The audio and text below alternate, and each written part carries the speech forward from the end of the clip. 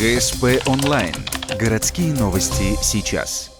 Понедельник, 12:00. Малый зал ГДК. Презентация документального фильма о праздновании 70-летия Победы. 9 мая 2015 года эту дату масштабно отмечали по всей стране. В Ухте одновременно с торжествами парад стал большой съемочной площадкой для фильма о подвиге людей. 7 камер, в том числе квадрокоптер с воздуха. Актеры не профессионалы, а горожане. Режиссер ухтинец Андрей Туисов. Он замечает, что самым сложным было разговорить ветеранов, посмотреть на все их глазами. Это были такие трогательные, волнительные моменты. То есть людям по 90 лет, они раскрывались мне, как, я не знаю, то есть как врачу какому-то, то есть они доверялись мне. И вот это было очень сильно волнительно, и вот это было сложно. То есть, чтобы ни в коем случае их ожидания не омрачить, то есть...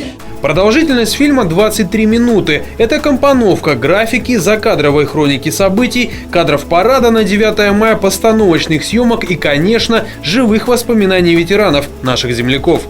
С момента самого первого начала работы над фильмом прошло 1,5 года. Увидеть картину на большом экране горожане смогут 6 сентября. В рамках Дня работников нефтегазовой отрасли фильм покажут рядом с ГДК в 13:15 и 19:30.